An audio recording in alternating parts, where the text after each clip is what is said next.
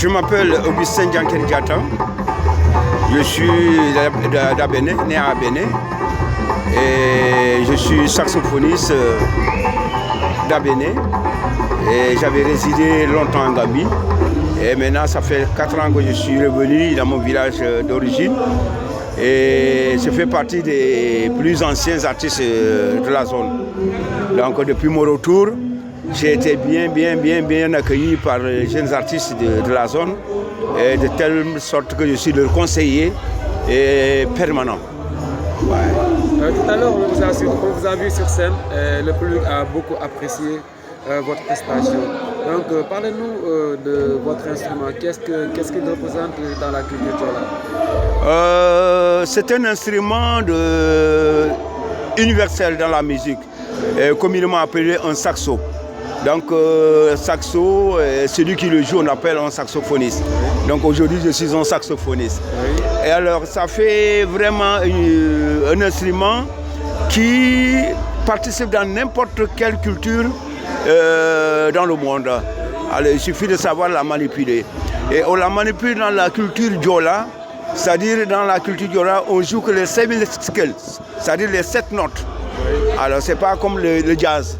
C'est dans le jazz qu'on joue les 32 notes, mais dans la culture Diola, on prend que les 7 notes. Donc c'est vraiment une musique qui donne la gaieté de tout un ensemble de spectateurs. Alors ce qui fait que partout qu'on le joue, les gens sont vraiment émus. Et quels sont les thèmes que vous avez eu à développer ce soir? Alors le thème que j'ai développé ce soir, c'est dans l'amour. C'est dans l'amour et le travail. Alors le premier chant a parlé de l'amour, le deuxième chant a parlé du travail. Le dévouement, les gens doivent travailler, c'est les femmes, c'est la récolte d'Arkassou. Donc c'est une femme qu'on a fait appel à aller assister à l'appel du Kassou.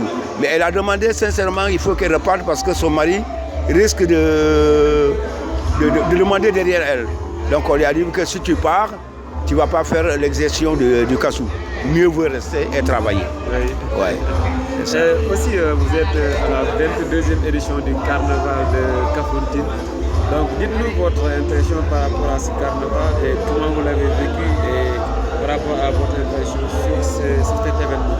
Je dis vraiment, je tire le chapeau à la jeunesse de Kafountine.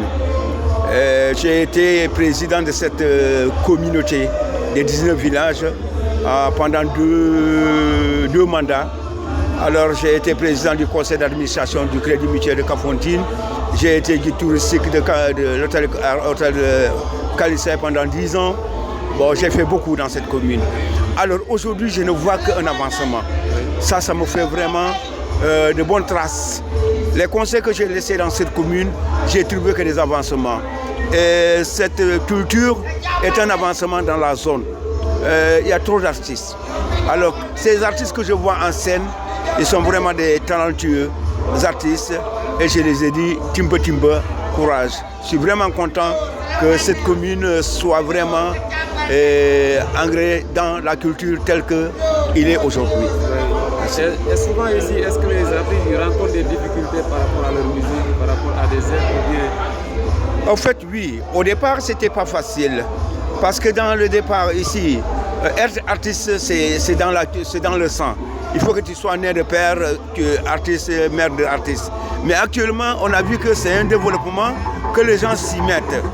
Alors, s'il y a un problème, c'est un problème de soutien, un problème financier, un problème d'encadrement. Ça, c'est un problème majeur. Les jeunes ne sont pas tellement encadrés et qu'on n'a pas encore trouvé de caniveau d'accès au niveau du gouvernement pour qu'il y ait un encadrement total et pour que ces gens-là puissent vraiment se donner courage.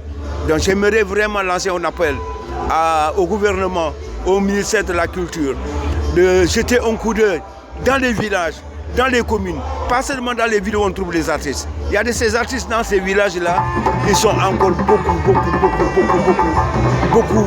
je ne sais pas comment expliquer le mot. Ils ont des idées. On peut vous les aider et ça va faire de l'art au niveau du Sénégal. Et ils vont donner de l'art au niveau du média.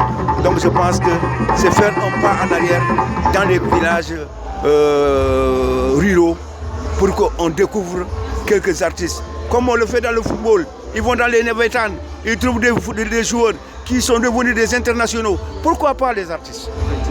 Pourquoi pas les artistes? Ils sont là, c'est des compositeurs, c'est des percussionnistes, c'est des danseurs, c'est des chanteurs. Alors, je pense que mieux vaut venir chercher à la base.